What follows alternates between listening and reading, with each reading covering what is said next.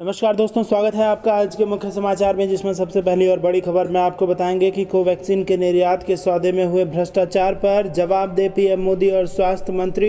ये बड़ा हमला किया है कांग्रेस ने। दूसरी बड़ी खबर में जिक्र होगा कि यूपी में चुनावी सरगर्मियों के बीच लखनऊ में अखिलेश यादव से मिलने पहुंचे आम आदमी पार्टी नेता संजय सिंह। और तीसरी बड़ी खबर में आपको बताएंगे कि वैक्सीनेशन के मुद्दे पर लगातार दूसरे दिन राहुल गांधी ने केंद्र सरकार को घेरा, ट्वीट कर कहा माइंड द गैप। दोस्तों, हर एक खबर की गहराई में आपको ले जाएंगे, लेकिन उससे पहले अगर आपको भी ऐसा लगता है कि यूपी के चुनाव में भाजपा को बड़ा नुकसान होगा तो आप अभी इस वीडियो को लाइक कीजिए और कमेंट में हमें बताइए कि किसकी बनेगी सरकार। दोस्तों, रुक करते हैं तमाम बड़ी खबरों की तरफ। कोवैक्सीन के निर्यात के सौदे में हुए भ्रष्टाचार पर जवाब दे पीएम मोदी और स्वास्थ्य मंत्री। जी हां दोस्तों, कांग्रेस ने ब्राजील की ओर से कोवैक्सीन के आयात को निलंबित किए जाने का हवाला देते हुए शुक्रवार को कहा कि सरकार की हिस्सेदारी वाले इस टीके से संबंधित सौदे में अनियमितता को लेकर प्रधानमंत्री नरेंद्र मोदी, केंद्र सरकार और स्वास्थ्य मंत्री को जवाब देना चाहिए। पार्टी प्रवक्ता सुप्रिया श्रीनेत ने यह सवाल भी किया कि जब टीकों की निर्यात पर पाबंदी लगा दी गई थी तो फिर भारत बायोटेक से जुड़े इस सौदे को जारी रखने की अनुमति कैसे दी गई। गौरतलब है कि भारत बायोटेक के कोविड-19 टीके कोवैक्सीन की 2 करोड़ खुराकें खरीदने पर सहमत हुई ब्राजील की सरकार ने समझौते में अनियमितताओं के आरोप लगने के बाद गत बुधवार को इस करार को निलंबित करने की घोषणा कर दी। इसके बाद भारत बायोटेक ने एक बयान में कहा कि उसे अभी ब्राजील से टीका के लिए अग्रिम भुगतान नहीं हुआ है। हैदराबाद की दवा निर्माता कंपनी ने कहा कि कंपनी ने करार, नियामक मंजूरियों और आपूर्तियों के लिहाज से ब्राजील में भी उन्हीं नियमों का पालन किया जिनका उसने दुनिया के अन्य देशों में कोवैक्सीन की सफल आपूर्ति के लिए किया है। कांग्रेस प्रवक्ता सुप्रिया ने संवाददाताओं से कहा, भारत बायोटेक एक निजी कंपनी है और इसने आईसीएमआर के साथ मिलकर कोवैक्सीन का निर्माण किया था। आईसीएमआर के साथ इस कंपनी की साझेदारी की वजह से सरकार की भी भूमिका है, इसमें आम लोगों का पैसा लगा है। रुख करते हैं अगली खबर की तरफ। यूपी में चुनावी सरगर्मियों के बीच लखनऊ में अखिलेश यादव से मिलने पहुंचे आप नेता संजय सिंह। जी हां दोस्तों, उत्तर प्रदेश में चुनावी सरगर्मियों के बीच आम आदमी पार्टी के नेता संजय सिंह ने लखनऊ में समाजवादी पार्टी प्रमुख अखिलेश यादव से जनेश्वर मिश्रा ट्रस्ट ऑफिस से मुलाकात की। दोनों के बीच बैठक जारी है। आम आदमी पार्टी का कहना है कि वह अखिलेश यादव को उनके जन्मदिन की बधाई देने वहां पहुंचे हैं। उत्तर प्रदेश में अगले साल होने वाले विधानसभा चुनाव से पहले दोनों नेताओं की इस बैठक को अहम माना जा रहा है और साथ ही कई कयास लगाए जा रहे हैं। आम आदमी पार्टी उत्तर प्रदेश में अपनी सियासी सक्रियता बढ़ाने में लगातार जुटी हुई है। किसान आंदोलन से लेकर राम मंदिर के मसले पर आप नेता संजय सिंह ने बीजेपी पर जमकर निशाना साधा था।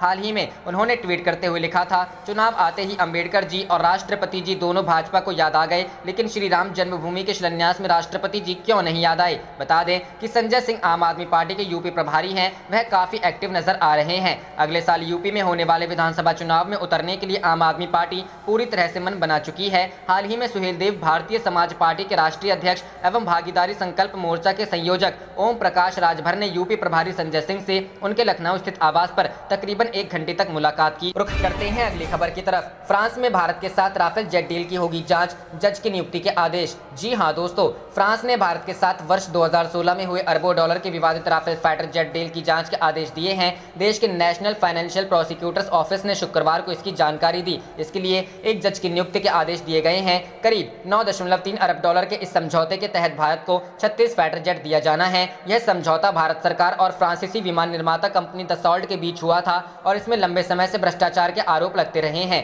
हालांकि भारत के सुप्रीम कोर्ट ने अपनी जांच में इन आरोपों में कोई दम नहीं पाया था। इससे पहले नेशनल फाइनेंशियल प्रोसिक्यूटर्स ने राफेल सौदे की जांच करने से इनकार कर दिया था। इसके बाद फ्रांसीसी खोजी वेबसाइट मीडियापार्ट ने उस पर गंभीर आरोप लगाए थे। उसने कहा कि फ्रांसीसी जांच एजेंसी राफेल डील को लेकर जारी संदेहों को दबाना चाहती है। इससे पहले अप्रैल महीने में मीडियापार्ट ने दावा किया था कि राफेल डील में मदद करने वाले लोगों को छिपाकर करोड़ों रुपए दलाली दिया गया। मीडियापार्ट ने कहा कि इस दलाली में से कुछ हिस्सा घूस के रूप में भारतीय अधिकारियों को दिया गया। दसॉल्ट ने इन आरोपों का खंडन किया और दावा किया कि राफेल डील में कोई गड़बड़ी नहीं हुई। भारत में भी केंद्र की मोदी सरकार ने इस सौदे में किसी भी प्रकार के भ्रष्टाचार का लगातार खंडन किया है। इन खबरों के बाद फ्रांस के एनजीओ शेरपा ने भ्रष्टाचार के संबंध में एक आधिकारिक शिकायत दर्ज कराई थी। इसके बाद फ्रांसीसी जज ने अब राफेल डील की जांच के आदेश दिए हैं। इस पूरी डील में अनिल अंबानी की नेतृत्व वाली कंपनी रिलायंस विवादों के घेरे में है। कांग्रेस नेता राहुल गांधी ने कई बार रिलायंस के साथ हुई इस डील को लेकर कई गंभीर सवाल उठाए हैं। लोकसभा चुनाव के दौरान भी राहुल ने राफेल डील में भ्रष्टाचार के मुद्दे को प्रमुखता से उठाया था। फ्रांसीसी कोर्ट के आदेश के बाद एक बार फिर से राफेल का जिन्न बाहर आ गया है। रुख करते हैं अगली खबर की तरफ। वैक्सीनेशन के मुद्दे पर लगातार दूसरे दिन राहुल गांधी ने केंद्र को घेरा, ट्वीट कर कहा माइंड द गैप। जी हां दोस्तों, कोरोना वैक्सीनेशन रेट को लेकर कांग्रेस नेता राहुल गांधी ने शनिवार को एक बार फिर केंद्र सरकार पर निशाना साधा। राहुल गांधी ने एक ग्राफ को ट्वीट कर बताया कि महामारी की संभावित तीसरी लहर से बचने के लिए भारत की वास्तविक कोविड-19 वैक्सीनेशन रेट केंद्र सरकार के टारगेट रेट से 27% कम है। साथ ही राहुल ने ट्वीट के कैप्शन में लिखा कि माइंड द गैप, वैक्सीन कहां है। वैक्सीन के मुद्दे पर राहुल गांधी लगातार केंद्र सरकार को घेर रहे हैं। देश में टीके की खुराक की कमी को समाप्त करने के लिए राहुल गांधी ने कई बार प्रधानमंत्री नरेंद्र मोदी से आग्रह किया है। एक दिन पहले शुक्रवार को राहुल गांधी ने एक बार फिर वैक्सीन के मुद्दे पर सरकार को घेरा था। राहुल गांधी ने ट्वीट कर कहा था कि जुलाई आ गया है, वैक्सीन नहीं आई। राहुल गांधी के ट्वीट पर स्वास्थ्य मंत्री डॉक्टर हर्षवर्धन समेत कम से कम 2 केंद्रीय मंत्रियों ने पलटवार किया। स्वास्थ्य मंत्री डॉक्टर हर्षवर्धन ने पूछा कि राहुल गांधी की समस्या क्या है, क्या वो नहीं पढ़ते हैं, क्या उन्हें समझ में नहीं आता है। मंत्री ने कहा कि उन्होंने एक दिन पहले जुलाई महीने के लिए टीके की उपलब्धता के संबंध में फैक्ट्स रखे थे। अहंकार और अज्ञानता के वायरस के लिए कोई टीका नहीं है। उन्होंने कहा कि कांग्रेस को नेतृत्व में बदलाव के बारे में सोचना चाहिए। इस बीच देश के विभिन्न हिस्सों से टीके की कमी की खबरें देखने को मिली है। ओडिशा सरकार ने कोविशील्ड खुराक की कमी के कारण 16 जिलों में टीकाकरण अभियान रोक दिया है। असम ने गुरुवार को कहा कि वो पिछले 10 दिनों में केवल 16.63 लाख लोगों का टीकाकरण कर सका, जो राज्य के मुख्यमंत्री हेमंत बिस्वा शर्मा की तरफ से निर्धारित टारगेट से लगभग 45% कम है, क्योंकि कोविड-19 टीकों की भारी। रुख करते हैं अगली खबर की तरफ। उत्तराखंड संकट के लिए कांग्रेस ने पीएम मोदी और जेपी नड्डा को बताया जिम्मेदार, कहा खिलौनों की तरह बदल रहे मुख्यमंत्री। जी हां दोस्तों, कांग्रेस ने उत्तराखंड के मुख्यमंत्री पद से तीरथ सिंह रावत के इस्तीफे के बाद भाजपा पर सत्ता की बंदरबांट करने का आरोप लगाया है। साथ ही कहा कि खिलौनों की तरह मुख्यमंत्री बदलने के लिए प्रधानमंत्री नरेंद्र मोदी और भाजपा अध्यक्ष जेपी नड्डा जिम्मेदार हैं। पार्टी के मुख्य प्रवक्ता रणदीप सुरजेवाला ने कहा कि अब उत्तराखंड की जनता चुनाव का इंतजार कर रही है, ताकि वह स्थिर और प्रगतिशील सरकार के लिए कांग्रेस को मौका दे सके। उन्होंने संवाददाताओं से कहा, उत्तराखंड की देवभूमि भाजपा की सत्ता की लालच, सत्ता की मलाई के लिए होड़ और भाजपा की विफलता का उदाहरण बनती जा रही है। सुरजेवाला ने दावा किया, राज्य के लोगों ने पूर्ण बहुमत देकर भाजपा को सरकार बनाने का मौका दिया, लेकिन भाजपा ने सिर्फ सत्ता की मलाई बांटने और सत्ता की बंदरबांट करने का काम किया। भाजपा के लिए यह अवसर सत्ता की मलाई चखने का अवसर बन गया। उन्होंने दिल्ली, कर्नाटक और मध्य प्रदेश में अतीत की भाजपा सरकारों में कई मुख्यमंत्रियों को बदलने जाने का उल्लेख करते हुए कहा, भाजपा का एक ही कार्यकाल में मुख्यमंत्री बदलने का इतिहास है। भाजपा खिलौनों की तरह मुख्यमंत्री बदलती है, यही उत्तराखंड में हो रहा है। सुरजेवाला ने आरोप लगाया कि इस स्थिति के लिए प्रधानमंत्री नरेंद्र मोदी और जेपी नड्डा जिम्मेदार हैं। उन्होंने भाजपा पर तंज कसते हुए कहा, भाजपा ने उत्तराखंड में पहले भी 3 मुख्यमंत्री बदले थे और इस बार भी तीसरा मुख्यमंत्री बनाने की तैयारी में है।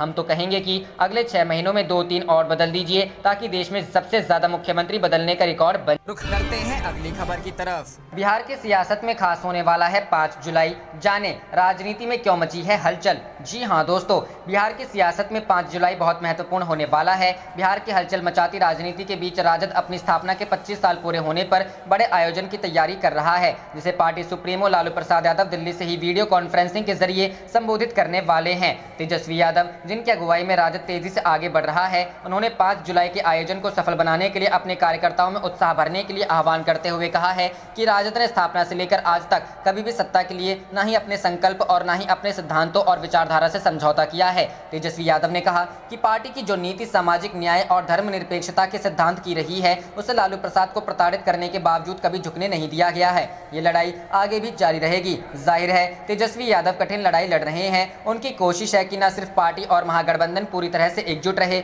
बल्कि आने वाले समय में जो राजनीतिक हालात बन रहे हैं, उसे देखते हुए पार्टी के नेताओं और कार्यकर्ताओं में ये उम्मीद जगी रहे कि बिहार की सियासत में कुछ भी हो सकता है। सत्ता महागठबंधन के हाथ में भी आ सकती है और हो सकता है कि 5 जुलाई के बाद तेजस्वी यादव और आक्रामक होकर इस मुहिम को आगे बढ़ाएं, जिसका इशारा लगातार अपने बयानों से कर भी रहे हैं। राजद के स्थापना दिवस के 25 साल होने पर पार्टी के वरिष्ठ नेता श्याम रजक कहते हैं कि 5 जुलाई से पार्टी के नेता और कार्यकर्ता बिहार व देश में अराजक माहौल और महंगाई के खिलाफ लड़ाई का आगाज करेंगे। वहीं दूसरी तरफ लोजपा के लिए भी 5 जुलाई काफी महत्वपूर्ण होने वाला है। लोजपा पर किसकी पकड़ गहरी है, इसकी तस्वीर बहुत कुछ 5 जुलाई को दिख सकती है। चिराग पासवान 5 जुलाई को पार्टी पर अपनी पकड़ दिखाने के लिए आशीर्वाद यात्रा के बहाने बिहार की यात्रा पर निकलने की तैयारी कर रहे हैं। चिराग की कोशिश है कि आशीर्वाद यात्रा के बहाने सहानुभूति बटोरने की कोशिश की जाए और धरातल पर अपनी शक्ति का आकलन भी कर ले। रुख करते हैं अगली खबर की तरफ। बिहार में और तेज हुई बगावत की आग, इस्तीफे पर अड़े मंत्री के समर्थन में आए 5 विधायक और 1 मंत्री। नीतीश से मिलेंगे बागी सहनी। जी हां दोस्तों, बिहार सरकार में नीतीश कैबिनेट के समाज कल्याण मंत्री मदन सहनी के इस्तीफे की पेशकश के बाद राज्य में सियासत गर्मा गई गई है। अफसरशाही से नाराज सहनी के समर्थन में 5 विधायक और 1 मंत्री सामने आए हैं। सभी का कहना है कि सरकार में अफसरशाही हावी है। सहनी इस्तीफा देने पर अड़िग हैं। उन्होंने कहा कि मैंने निर्णय कर लिया है कि और अब पीछे नहीं हटेंगे। इसके लिए उन्होंने मुख्यमंत्री नीतीश कुमार से शनिवार को मिलने का समय भी मांगा है।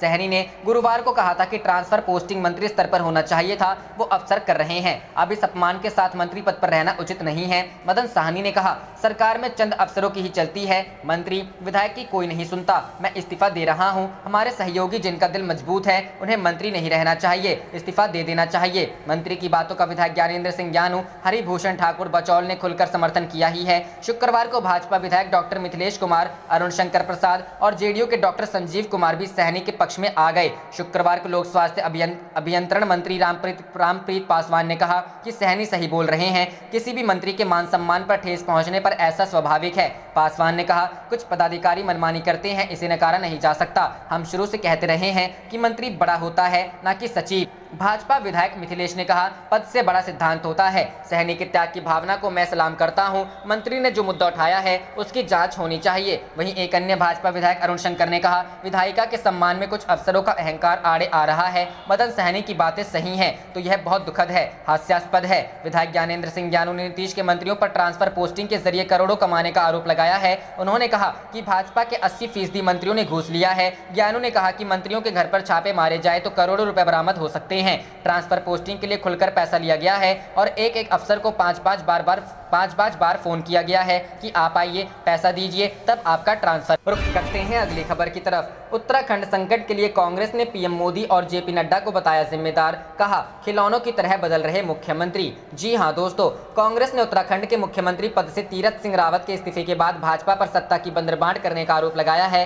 साथ ही कहा कि खिलौनों की तरह मुख्यमंत्री बदलने के लिए प्रधानमंत्री नरेंद्र मोदी और भाजपा अध्यक्ष जेपी नड्डा जिम्मेदार हैं। पार्टी के मुख्य प्रवक्ता रणदीप सुरजेवाला ने कहा कि अब उत्तराखंड की जनता चुनाव का इंतजार कर रही है ताकि वह स्थिर और प्रगतिशील सरकार के लिए कांग्रेस को मौका दे सके। उन्होंने संवाददाताओं से कहा, उत्तराखंड की देवभूमि भाजपा की सत्ता की लालच, सत्ता की मलाई के लिए होड़ और भाजपा की विफलता का उदाहरण बनती जा रही है। सुरजेवाला ने दावा किया, राज्य के लोगों ने पूर्ण बहुमत देकर भाजपा को सरकार बनाने का मौका दिया, लेकिन भाजपा ने सिर्फ सत्ता की मलाई बांटने और सत्ता की बंदरबांट करने का काम किया। भाजपा के लिए यह अवसर सत्ता की मलाई चखने का अवसर बन गया। उन्होंने दिल्ली, कर्नाटक और मध्य प्रदेश में अतीत की भाजपा सरकारों में कई मुख्यमंत्रियों को बदलने जाने का उल्लेख करते हुए कहा, भाजपा का एक ही कार्यकाल में मुख्यमंत्री बदलने का इतिहास है। भाजपा खिलौनों की तरह मुख्यमंत्री बदलती है, यही उत्तराखंड में हो रहा है। सुरजेवाला ने आरोप लगाया कि इस स्थिति के लिए प्रधानमंत्री नरेंद्र मोदी और जेपी नड्डा जिम्मेदार हैं। उन्होंने भाजपा पर तंज कसते हुए कहा, भाजपा ने उत्तराखंड में पहले भी 3 मुख्यमंत्री बदले थे और इस बार भी तीसरा मुख्यमंत्री बनाने की तैयारी में है। हम तो कहेंगे कि अगले 6 महीनों में 2-3 और बदल दीजिए ताकि देश में सबसे ज्यादा मुख्यमंत्री बदलने का रिकॉर्ड बन जाए। रुख करते हैं अगली खबर की तरफ। लालू यादव की बिहार एंट्री को लेकर सुगबुगाहट तेज, इस महीने कभी भी पटना आ सकते हैं आरजेडी सुप्रीमो। जी हां दोस्तों, राजद सुप्रीमो लालू प्रसाद इस महीने कभी भी पटना आ सकते हैं। वे स्वस्थ महसूस कर रहे हैं। हाल ही में उन्होंने एक वर्चुअल कार्यक्रम में पार्टी विधायकों एवं वरिष्ठ नेताओं से कहा भी था कि वे जैसे ही स्वस्थ होंगे आप लोगों के बीच पटना आऊंगा। ट्विटर पर राजद सुप्रीमो लालू प्रसाद बेहद आक्रामक हो चुके हैं। फिलहाल राजद का थिंक टैंक इस बात पर मंथन कर रहा है कि उनकी बिहार में एंट्री बेहद खास संदर्भ में होनी चाहिए। दरअसल पार्टी विशेष संदर्भ भी तलाश रही है। 5 जुलाई को पार्टी का सिल्वर जुबली स्थापना दिवस है। चूंकि इस दौरान प्रदेश में कोविड प्रोटोकॉल का पालन किया जाना है, लिहाजा इस अवसर पर आने की संभावनाएं कम ही हैं। वे वर्चुअल मोड में ही कार्यक्रम संबोधित करेंगे। पार्टी के जानकारों का कहना है कि उनका भाषण विशेष होगा। अलबत्ता यह तय है कि कोविड संबंधी बंदिशें हट जाने के बाद इसी माह में वह पटना कभी भी आ सकते हैं। राजद का सिल्वर जुबली स्थापना दिवस मनाने की तैयारियां जोरों पर है। इस दिन पार्टी के सभी कार्यालयों पर रोशनी की जाएगी। पार्टी ने अपने कार्यकर्ताओं से साफ कर दिया है कि कोरोना प्रोटोकॉल का पूरा ध्यान रखते हुए स्थापना दिवस मनाएं। राजधानी सहित प्रत्येक जिला मुख्यालय, हाईवे और मुख्य मार्गों पर लालू तेजस्वी वाले पोस्टरों से पाटने की योजना है। अगर सभी कुछ ठीक ठाक रहा तो स्थापना दिवस के समारोह के वर्चुअल मंच पर राजद से कई नामचीन हस्तियों के जोड़ने की भी योजना है। रुख करते हैं अगली खबर की तरफ। प्रमोद तिवारी और राजा भैया आए साथ, क्या प्रतापगढ़ में नई सियासी इबारत लिखी जा रही? जी हां दोस्तों, उत्तर प्रदेश के जिला पंचायत अध्यक्ष के चुनाव में प्रतापगढ़ उन चुनिंदा सीटों में से एक है जहां बीजेपी का अब तक खाता। वहीं 2010 का चुनाव छोड़ दें तो 1995 से लेकर 4 बार जिला पंचायत के चुनाव में रघुराज प्रताप सिंह राजा भैया का ही जादू चला। सूबे में इस बार बीजेपी की सरकार होने के नाते पहली बार जिला पंचायत की कुर्सी पर कब्जा जमाने के लिए जोर आजमाइश कर रही है, जबकि सपा सबसे बड़ी पार्टी है और कांग्रेस किंग मेकर की भूमिका में है। ऐसे में प्रमोद तिवारी ने राजा भैया के साथ हाथ मिलाकर सपा और बीजेपी रोकने ही नहीं बल्कि जिले में नई सियासी इबारत लिखने के भी संकेत दे दिए हैं। प्रतापगढ़ के जिला पंचायत अध्यक्ष के चुनाव में बीजेपी की ओर से क्षमा सिंह मैदान में है, जबकि सपा ने अमरावती देवी को मैदान में उतारा है। वहीं राजा भैया ने अपनी जनसत्ता पार्टी से माधुरी पटेल को उम्मीदवार बनाया है। इस तरह से प्रतापगढ़ में जिला पंचायत अध्यक्ष के लिए त्रिकोणीय मुकाबला है। ऐसे में सबके अहम भूमिका में जिले के कदावर कांग्रेसी नेता प्रमोद तिवारी आ गए हैं। जिले में किसके कितने पंचायत सदस्य? जिला पंचायत के कुल 57 सदस्य हैं, जिनमें से सबसे ज्यादा 17 सदस्य सपा के जीतकर आए हैं। जनसत्ता पार्टी से 11 सदस्य जीते हैं, जबकि बीजेपी के महज 7 सदस्य जीते हैं। इसके अलावा 5 सदस्य कांग्रेस के जीते हैं और 17 अन्य जीते हैं। अन्य में बसपा, निर्दलीय, आम पार्टी के सदस्य हैं। जिला पंचायत अध्यक्ष पद पर कब्जा करने के लिए 29 सदस्यों के बहुमत की जरूरत है। बसपा ने पहले ही जिला पंचायत अध्यक्ष पद के चुनाव से अपने को अलग कर लिया है। ऐसे में चुनाव से पहले सदस्यों को अपने पाले में करने के लिए सियासी दिग्गजों में खींचतान मची है। प्रमोद तिवारी ने कांग्रेस के साथ साथ निर्दलीय सदस्यों में से 7 सदस्यों को अपने साथ मिला लिया है, जिसके चलते अब उनके पास कुल संख्या 12 हो गई है। वहीं जिला पंचायत पर काबिज होने के लिए बीजेपी के दिग्गज नेता भी डेरा डाले हुए। रुख करते हैं अगली खबर की तरफ। पीयूष गोयल ने की किसानों से आंदोलन खत्म करने की अपील, कहा बातचीत के लिए तैयार हैं। जी हां दोस्तों, केंद्रीय मंत्री पीयूष गोयल ने दिल्ली की सीमाओं पर आंदोलन कर रहे किसानों से अपना आंदोलन खत्म करने की अपील की। केंद्रीय मंत्री पीयूष गोयल का कहना है कि किसानों के साथ सरकार की 11 दौर की वार्ता हो चुकी है और अगले दौर की वार्ता के लिए सरकार का दरवाजा हमेशा खुला है। पीयूष गोयल का कहना है कि किसानों को गुमराह नहीं होना चाहिए, बल्कि यह समझना चाहिए कि जो तीनों कानून आए हैं वह उनके हित में है। पीयूष गोयल ने न्यूज 18 इंडिया के सवालों का जवाब देते हुए कहा कि अगर उन्हें लगता है कि किसानों के लिए बने कानूनों में कोई संशोधन की जरूरत है तो वह उसके लिए सरकार से चर्चा करें और सरकार इस पर खुले मन से चर्चा करने के लिए तैयार है। केंद्रीय मंत्री ने कहा कि हमने किसानों को विकल्प दिया है कि अगर वे चाहे तो कानून को 1.5 वर्ष के लिए स्थगित किया जा सकता है। पीयूष गोयल ने किसानों को भ्रमित और किसी बहकावे में आकर के गुमराह न होने की भी सलाह दी। केंद्रीय मंत्री मौजूदा वित्तीय वर्ष की पहली तिमाही में अब तक का सबसे अधिक एक्सपोर्ट करने की सरकार की उपलब्धि को गिनाते हुए कहा कि इसमें कृषि उत्पाद, मसाले, खाद्य तेल और चावल का बड़ा योगदान है। इसके साथ ही सरकार किसानों की आय दोगुनी करने की बात लगातार करती रही है। साथ ही विभिन्न मौकों पर केंद्र सरकार यह दावा करती रहती है कि किसानों के खेत में काफी काम किया है। केंद्र सरकार ने कहा था कि अप्रैल में शुरू हुए मौजूदा में अब तक रिकॉर्ड 418.47 लाख टन गेहूं खरीदा है, जिस पर 82,648 करोड़ रुपए की खर्च हुए हैं। इसके साथ ही साथ उर्वरक सब्सिडी बढ़ाने का भी दावा केंद्र सरकार ने किया है। रुख करते हैं अगली खबर की तरफ। नीतीश कुमार की बढ़ी मुश्किलें, खुद के मंत्री ने ही लगाया भ्रष्टाचार का आरोप। जी हां दोस्तों, बिहार सरकार में बिना पैसे के कुछ भी नहीं होता और अधिकारी अपने ही मंत्री की नहीं सुनते। यह आपत्तिजनक प्रतिक्रिया विपक्ष से नहीं बल्कि मुख्यमंत्री नीतीश कुमार के अपने मंत्री से आई है। अब अपनी ही सरकार के खिलाफ बिहार के एक मंत्री का सार्वजनिक बयान नीतीश कुमार के लिए बेहद शर्मनाक साबित हो रहा है। बिहार के समाज कल्याण मंत्री मदन साहनी ने गुरुवार को कहा कि वह पद छोड़ना चाहते हैं क्योंकि उनके अपने प्रधान सचिव ने उनकी बात नहीं मानी। उनका कहना है कि वह शनिवार को अपना इस्तीफा सौंप देंगे। साहनी ने कहा कि वह एक मंत्री के रूप में स्वीकृत किए गए तबादलों और नियुक्तियों पर अधिकारियों द्वारा रोक लगाने से बेहद परेशान हैं। साहनी ने घर पर संवाददाताओं से कहा, यदि अधिकारियों में ऐसा करने का साहस है तो मेरे कुर्सी पर रहने का क्या मतलब है? मैं केवल कुछ सुविधाओं का आनंद लेने के लिए मंत्री नहीं रहना चाहता। यह पूछे जाने पर कि क्या उन्होंने मुख्यमंत्री के साथ अपनी शिकायत साझा की थी, उन्होंने कहा, मैं क्यों करूं? उन्हें लगता होगा कि मैं उन्हें ब्लैकमेल कर रहा हूं। यह पूछे जाने पर कि उन्होंने अपना इस्तीफा कब सौंपने की योजना बनाई है, साहनी ने जवाब दिया, पत्र तैयार किया जा रहा है। सूत्रों के मुताबिक मुजफ्फरपुर के एक रिमांड होम में सेक्स स्कैंडल को लेकर लंबे समय से सीबीआई जांच का सामना कर रहे विभाग में साहनी की सभी सिफारिशों को नजरअंदाज कर दिया गया था। साहनी को पूर्व मुख्यमंत्री जीतन राम मांझी का समर्थन मिला, जिनके पुत्र संतोष मांझी भी नीतीश कुमार के मंत्रिमंडल में है।